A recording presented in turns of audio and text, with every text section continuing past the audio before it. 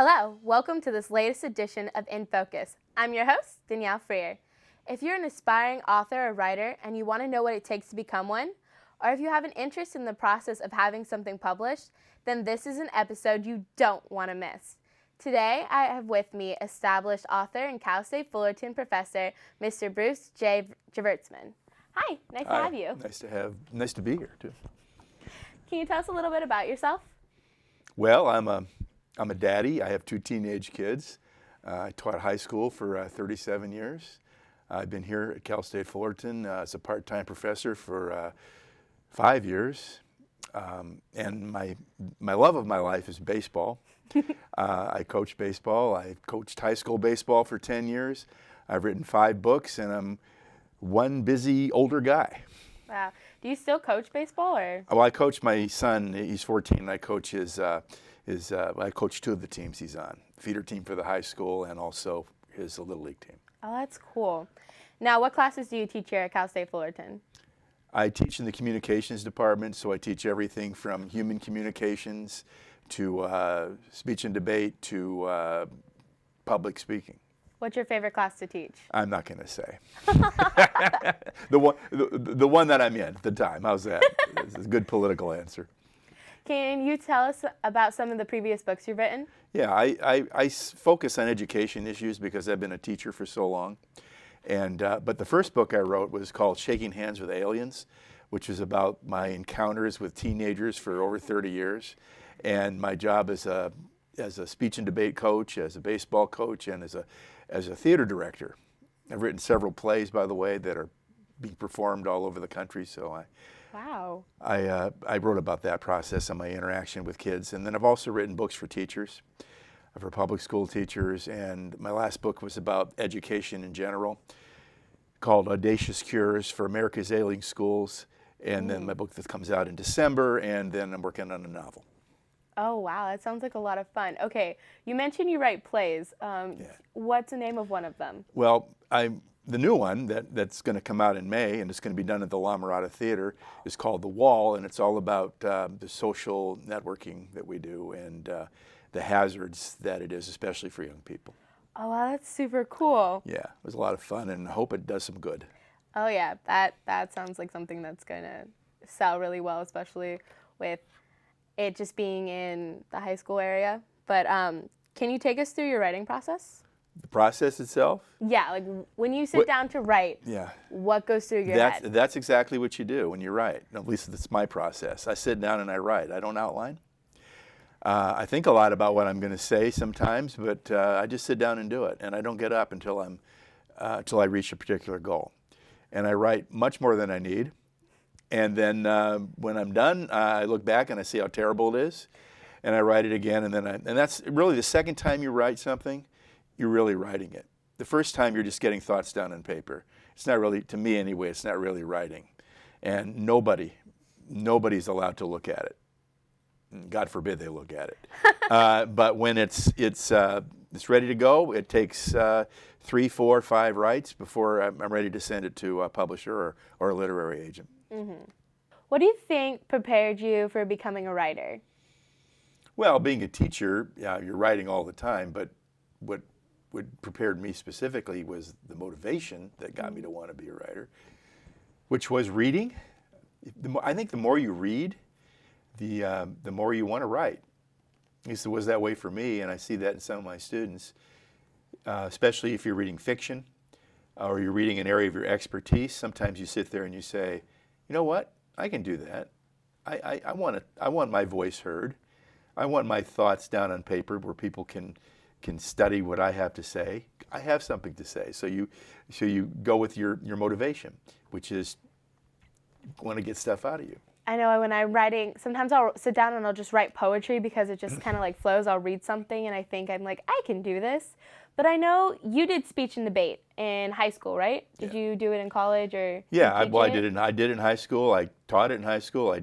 I was a competitor in college, and of course you're writing debate cases, you're writing speeches, and stuff like that. But on a practical level, if you want to get to be a writer or you want to improve your writing, take courses. There are so many wonderful, right here at the university even, creative writing courses that you can take that not only will help prepare you mechanically to become a better writer and broaden your expertise in writing, but it'll also probably motivate you to want to write. What inspires your writing? My life, the things I'm excited about.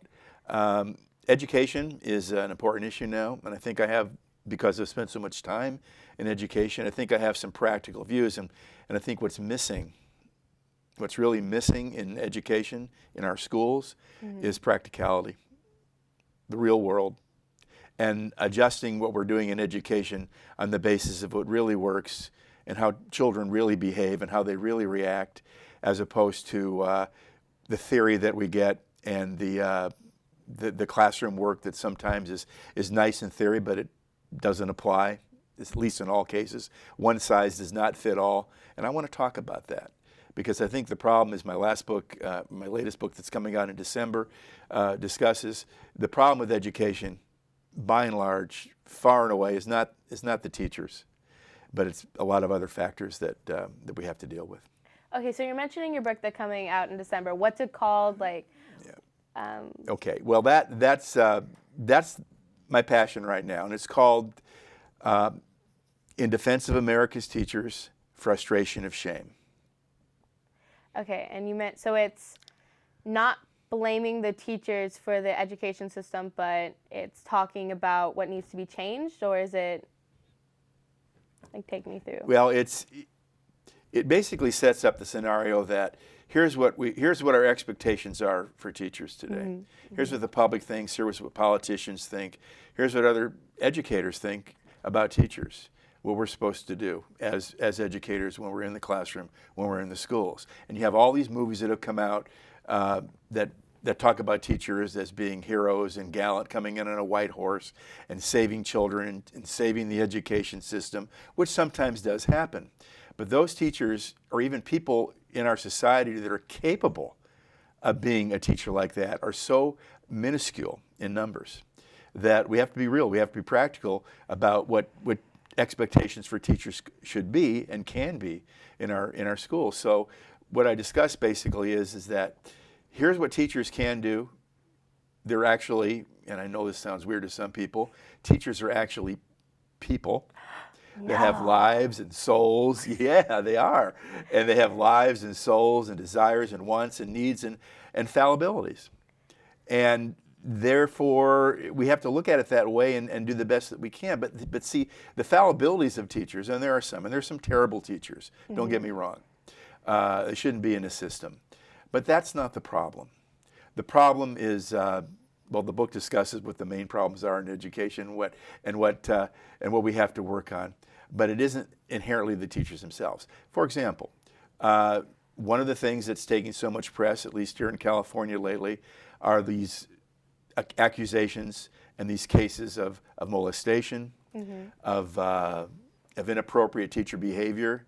And what the media seem to do is they seem to make it sound like almost all teachers, or a large percentage of teachers, are involved in these things. Something comes out every day, or speculation comes out every day without due process. Teachers get accused of things almost like the witch hunts. And of course we have to be careful because we are dealing with children here, and we have to give children the benefit of the doubt. But then teachers pay the price for that. And of course the guilty ones should be, I don't care what we do with them. We can lock them away and forget about them forever. But we have to be careful, because that should not reflect on the teaching profession, and certainly not individual teachers who would never ever think of doing stuff like that. So one of the things I do in the book is I discuss the numbers, the real hard numbers about these cases, and discuss some individual cases and see how sometimes they manifest themselves in situations that are much bigger and greater than they really are. Yeah, it's like blaming a whole group of people for the actions of a few. And that's exactly what happens. And that's true not just for that. It's about tenure. It's about does tenure work? Does tenure not work? Should we have tenure? It's about some proposals for which really put all the weight on teachers in education. For example, tying teacher employment or reemployment to test scores. See? Don't teach to the test. Well, what do you think you would do, Danielle, if you were a teacher and you were told that whether or not you're going to get hired next year or you're going to be able to stay in this school district will depend upon the scores of your kids, of your students. Then obviously you teach to the test. It's job security. And so I feel like that fails our children in our education process when you're just teaching to a test instead of teaching. And it's even worse than that. You're right, but it's even worse than that. It's also, if that's your livelihood, if that's how you're meeting your family's goals or putting food on the table for your family, there's a lot of temptation to cheat. I had a teacher do that in high school. Yeah. I had a teacher help a student on a standardized testing. That teacher's no longer working at my school, but they did that, and the whole test score for that entire class got taken out. Yeah, well, he got caught, or she got caught. The student told. But what about the ones that don't get caught? And there's so much pressure to teach to the test now that that kind of thing happens more often than you probably think. But my goal here in this book is to suggest things that get away from that type of thing. For example, we shouldn't tie test scores to teacher employment. Some teachers can't. We don't even measure what their students do. What about physical education teachers? What about, should we tie a teacher's employment to how many chin-ups a student can do in his class? What about theater teachers? How do we evaluate them? Their students don't take tests, standardized tests. So really, we have a lot of problems in education. Another problem, and a lot of people don't like to talk about this, but in countries in the world where education is measured as being better than in this country, like Finland and Sweden and Japan and nations like that, they are very homogeneous populations. They're not dealing with and teaching to so many different languages, so many different cultures, which by and large is a good thing, but it's also very, very difficult for teachers to teach when you have that much variety of culture, that much variety of language, that much variety of ideas coming into the classroom. Especially if English isn't a lot of students' first language where you're teaching, and Right. English is yours. You have to not only overcome a language barrier for a lot of cases, but you have to come over a cultural barrier to be able to teach to people. Right, but to the credit of educators and the schools, we do have programs that train teachers to teach students where English is a second language, and that's all good. My point is that when the problem gets so difficult and there are so many challenges, these are extraneous to teachers, and that's what this book is about. Okay, so you mentioned you write a lot of books about education. Is there any other genre you like to write? Well, I wrote a novel that dealt with the Kennedy assassination in 1963, and it's fiction. Obviously, it's a novel, and I came up with some cockamamie conspiracy theory to make the novel more interesting, because what actually probably happened in the Kennedy assassination was probably pretty boring. So I like to deal with fiction, and I am writing a book now that I hope to get out there in a few months, called 3 and 2, which is a mystery novel, detective novel that describes the serial murder of umpires, baseball umpires, all throughout the United States. And Bringing the love of baseball into your writing. exactly. Now, you mentioned a lot of books, you mentioned a lot of things. Now, can you tell us where we can buy these books? Yeah, you can buy my books. Of course, any of the online, there's so many, as you probably know, online book sites now. Barnes & Noble is even online. Some of my books pop up on the shelves of Barnes & Noble. Also, of course, Amazon is the main source for almost anybody's book. And then you have a lot of books, so a lot of books have to go through this publishing process. Now, we have a lot of aspiring authors who are going to need their books published. Do you have any tips, tricks? Can you take us through the process? Okay, if you are an aspiring author, first, two things. One, it's an exciting process, because you're out there with people that communicate to millions and millions of people. Okay, literary agents, editors, publishing houses. You're writing them, you're communicating with them all the time. So it's an exciting process. However, 2, it's very, very, very, very challenging. It's very difficult, especially now with the collapse of so many publishers financially. It's very difficult now to get a book published. However, once you do the first time, it's a lot easier subsequently. I could take the rejection notices that I received in 2005, 2006, and 2007 and probably paper the walls completely of the room that we're sitting in right now. However, what you do is you find out what you want to write, of course, and then in order to write fiction, you need to have the whole manuscript. You have to have it all written and ready to send out. But for nonfiction, which is what I've written mostly, you don't. You have to have an idea, you have to have a proposal, and if an agent or a publisher likes it, then you usually are assigned to a contract that stipulates how long you have to write the actual book. You work with them in that process. It can be 6 months, 8 months. It's been up to a year for me. And then you actually write the book on contract. You've got to get it in on time.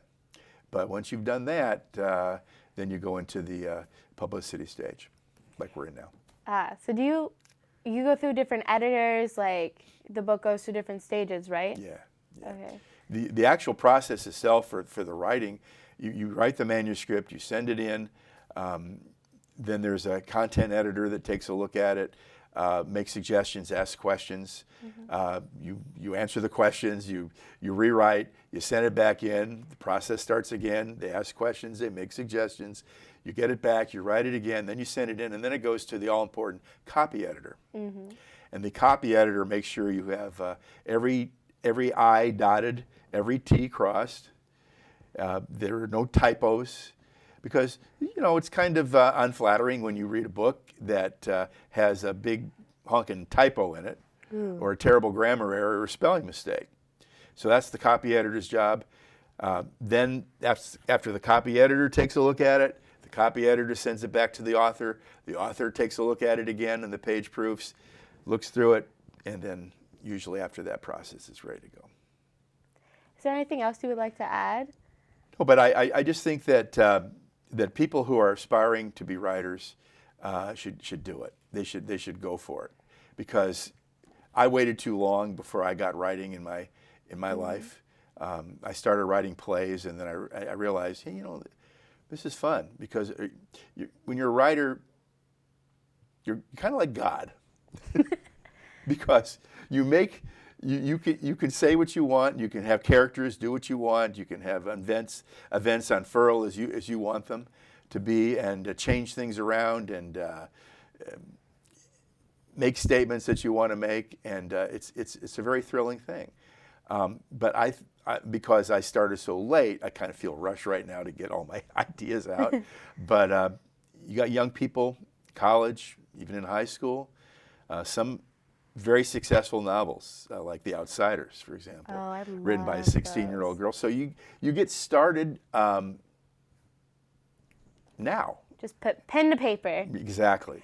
I remember sitting in your class, and you said, I sat in the back of the theater and I was watching the play, and I felt like a god. Yes. Because they were doing everything it was a dress rehearsal. Said. It was a dress rehearsal, and I had been sick for about a week with the flu, so I hadn't been to rehearsals, and it was pretty lousy when I left, when I had to stay home, and I had to have an assistant take over on the rehearsals, and then maybe she just did a better job than I did, because as a director, because when I came back and I saw the dress rehearsal, I thought, wow. That's really good. I was shocked, and it gave me a sense of power, and it made me want to write more. Okay. It's a wonderful feeling. It's a wonderful feeling. It's a wonderful profession. Which do you like more, writing or teaching? I'm not going to answer that question either. Depends. Well, what I'm doing, I share that, because I have kids. I have to write late at night, so I'm kind of sleepy when I write, and so right now, today, I'm going to go off and teach a class, so it's teaching. When I get home and I have some Diet Pepsi and sunflower seeds and watch a ball game, after that, it'll be writing. Just a reminder that you can purchase these books at these locations, Amazon and BarnesandNoble.com. That's all we have time for today. I would like to thank our guest, Professor Gevirtzman. Until next time, I'm your host, Danielle Freer. Thank you for watching In Focus.